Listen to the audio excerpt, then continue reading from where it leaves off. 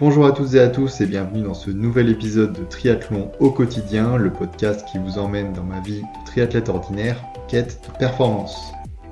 Entraînement, organisation, nutrition, matériel et bien d'autres choses encore, découvrez chaque semaine mes réflexions autour du quotidien du triathlète. Bonne écoute! Bonjour à toutes et à tous et bienvenue dans ce 9e épisode de Triathlon au quotidien, 3 semaines déjà après le dernier épisode. J'ai mis un petit peu de temps à m'y remettre. C'est pas parce que j'avais la flemme, mais c'est bien parce que comme le titre peut le laisser supposer, j'ai vécu 3 semaines particulièrement difficiles et j'ai pas eu envie de bâcler ce podcast. Je prends de plus en plus de plaisir à partager mes aventures et donc j'ai préféré attendre que cela aille un petit peu mieux. Même si cela a duré un petit peu plus longtemps que prévu et on va y revenir.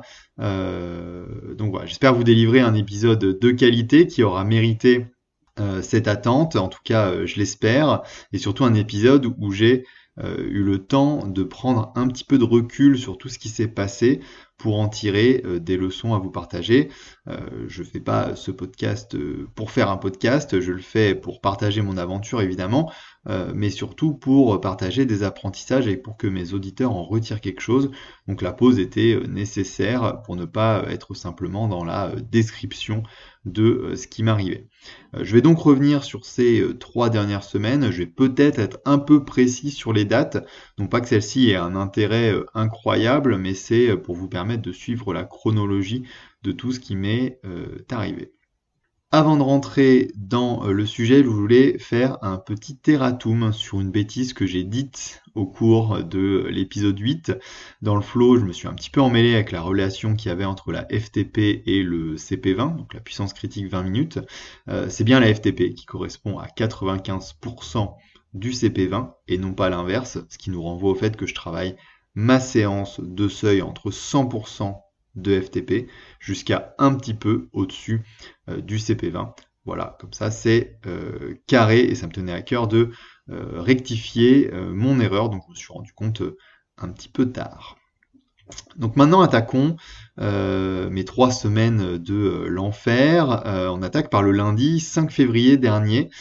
C'était une semaine un petit peu particulière, je le savais, et je le savais de longue date, parce que j'avais prévu de ne pas être en Île-de-France sur le week-end du 11 et 12. J'étais invité à un événement avec des amis en dehors de la région parisienne, et qui dit week-end en dehors de chez soi, dit pas de sortie longue à vélo. Parce qu'on a beau avoir la meilleure organisation du monde, à part en prenant un jour de congé, 5 heures de vélo, ça se rattrape pas dans la semaine. En plus de ça, j'avais une semaine très chargée niveau boulot. Le mercredi, je savais que je ne pourrais faire qu'un seul entraînement. Et le vendredi, grosse journée également avec le train le soir pour me rendre chez mes amis. Donc 11 entraînements à sortir. On sent assez vite que ça va être compliqué à caser. Malgré le fait que j'avais quand même prévu d'aller courir pendant ce week-end en dehors de l'Île-de-France, le matin avant que les copains soient levés ou quand il y avait un creux, la course à pied c'est quand même gérable hors de chez soi, mais c'est surtout le vélo et la natation qu'il fallait anticiper correctement. Donc je me suis pas démonté, je me suis dit allez, on va leur faire un bel épisode, leur montrer qu'avec de la volonté ça passe. Donc je suis parti bille en tête avec 2 idées.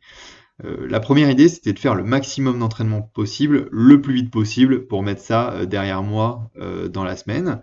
Et la seconde idée, c'était qu'en rallongeant mes endurances à vélo, je pouvais reventiler le volume de ma sortie longue pendant la semaine, et qu'à défaut de faire une sortie longue de vélo, j'aurais au moins l'intégralité de mon volume hebdomadaire cible.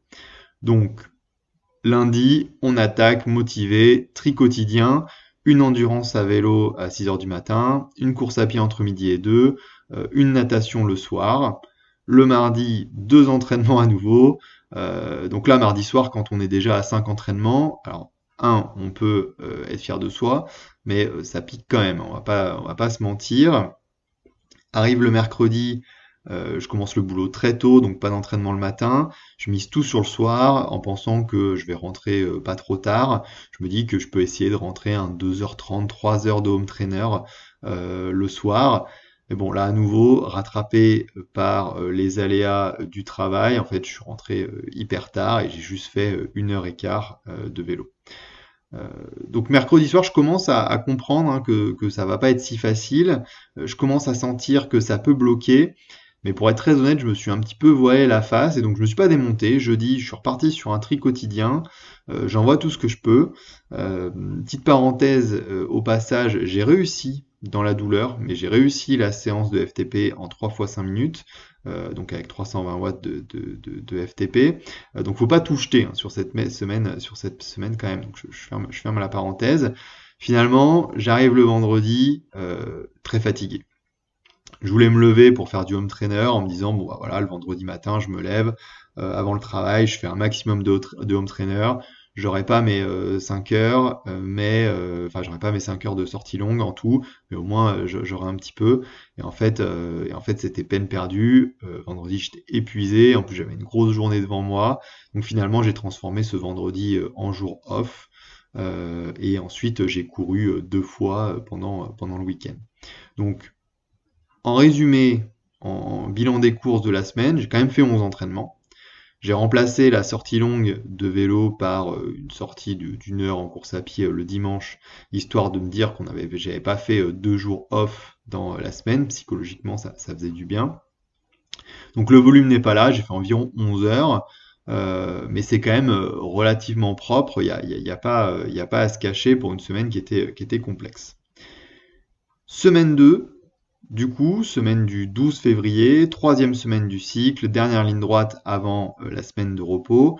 Sur le papier, tout s'est bien passé. Quasiment 16 heures d'entraînement, les 11 entraînements réglementaires, le 4 fois 5 minutes de FTP qui est rentré, mais au ressenti, ça a été une semaine difficile. Difficile de se motiver, difficile de se lever, une petite infection à la gorge et un rhume qui ont apporté un petit peu de fatigue. Probablement en partie à cause du week-end où, et c'est normal parce que j'étais avec des amis, on s'est couché un petit peu plus tard, on a bu un petit peu, on a mangé, tout le tralala, et parce que aussi le dimanche n'avait pas été chômé, entre guillemets. Peut-être que c'est une explication. Donc vraiment une semaine où tous les entraînements sont cochés, et dans 6 mois on se souviendra plus, sauf en écoutant ce podcast, que ça a été une semaine compliquée, mais une semaine vraiment pas facile. Et dernière chose sur cette semaine, ça a été une semaine où mon jour off a pas été choisi. Ça a été le jeudi, et ça a été à cause du boulot. J'ai pas eu le choix. Il était impossible, sans me lever à 3 heures du matin, entre parenthèses, chose que je ne ferai jamais, de m'entraîner. Donc ça peut paraître anodin, mais je pense que ça a eu un impact, et j'y reviendrai à la fin du podcast dans mes explications. Et enfin, semaine 3 pour l'apothéose, semaine du 19 février, planifiée comme une semaine de repos, que j'attendais réellement avec impatience. Je m'étais vraiment dit, bon, les 2 semaines étaient un peu compliquées, je vais pouvoir me reposer, récupérer, enregistrer le podcast. Donc voilà, je l'attendais beaucoup. De manière assez classique, j'ai déjà expliqué dans un autre épisode, c'était pas la super forme, j'avais pas spécialement envie de faire les entraînements, surtout avec la fatigue accumulée du coup des 2 semaines précédentes, mais rien d'alarmant jusqu'au mercredi où je suis tombé malade. Alors je rentre pas dans les détails, mais fièvre, nausée, fatigue extrême, bref, ça finit au fond du lit de mercredi midi à jeudi soir, vraiment à pas pouvoir se lever presque, et le vendredi un peu en dehors du lit, mais quand même dans la souffrance. Donc pas d'entraînement le mercredi, évidemment, pas d'entraînement le jeudi. Voilà, je pensais à autre chose. Je me suis lancé en fin de journée, vendredi, sur un petit footing, histoire de transpirer un peu, de faire circuler le sang, et puis d'avoir l'impression qu'on est vivant, hein. Ça fait du bien après 2 jours complètement KO.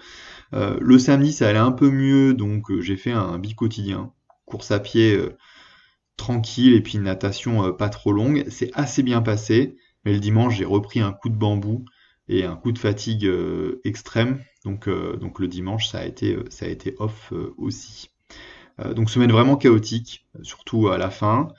J'ai quand même essayé de faire quelques sorties vraiment tranquilles, rien de méchant, mais pour le coup, je sais pas quelle bactérie ou quel virus j'ai eu, mais c'était sacrément costaud, et je m'en ressens encore maintenant au moment où j'enregistre l'épisode. Là, j'ai recommencé une semaine d'entraînement, et clairement, je m'attends à des moments difficiles et encore un petit peu de fatigue pour passer au-dessus de tout ça. Donc voilà pour le récit, la partie descriptive, je dirais, de pourquoi je me suis absenté 3 semaines, de pourquoi j'ai titré que la préparation avait déraillé. Alors certes, c'est un peu racoleur, mais c'est quand même un peu la sensation que j'ai eue. Tout se passait bien jusqu'à fin janvier.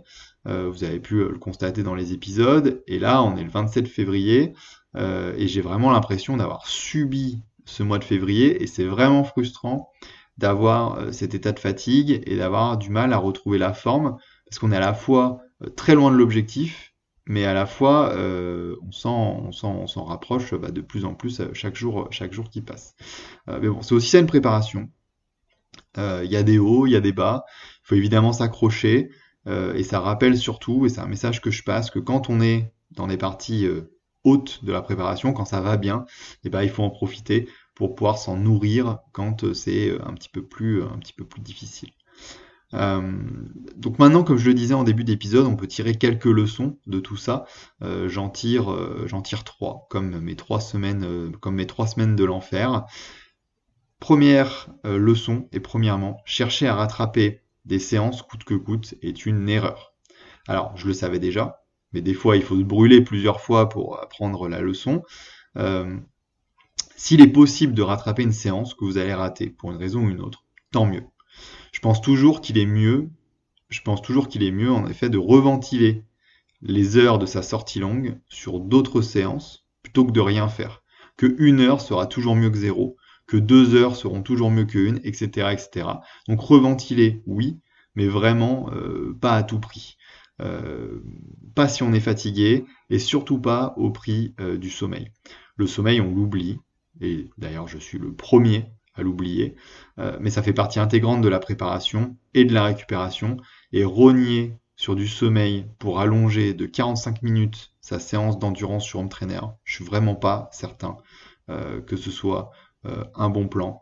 Donc rattraper les séances quand c'est possible, oui, mais vraiment pas coûte que coûte. Il faut accepter que des fois tout se passe pas comme prévu, et que il y a une séance qui doit sauter, que c'est pas une séance en moins qui va mettre en péril l'intégralité de la préparation.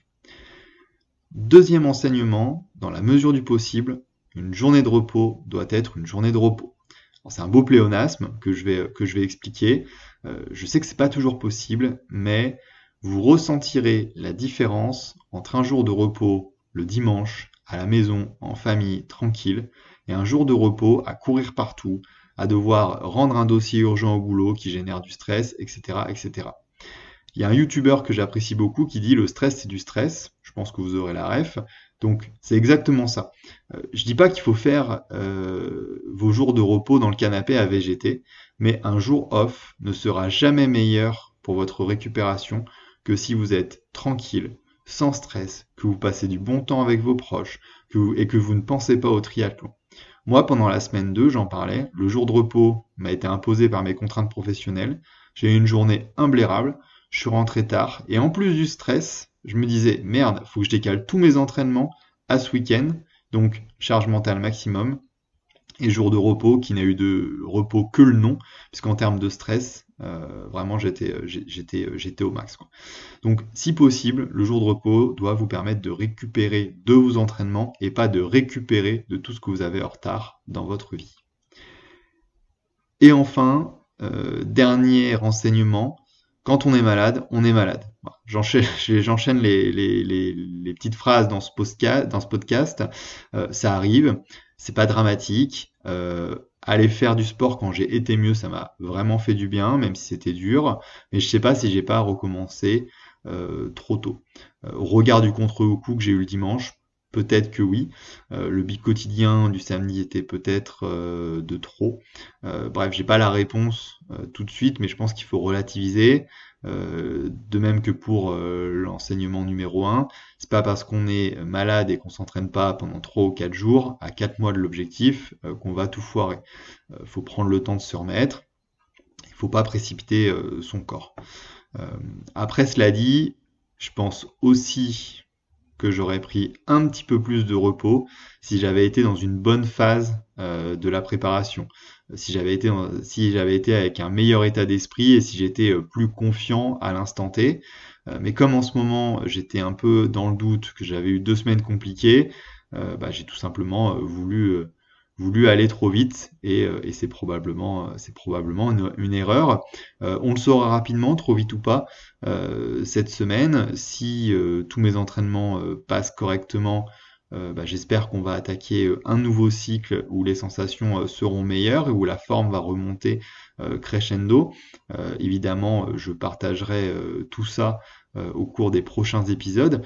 J'espère dans tous les cas que cet épisode vous aura appris des choses, que si vous êtes dans une bonne phase, vous pourrez en profiter, et que si vous êtes dans une moins bonne phase, vous en tirerez des bons conseils.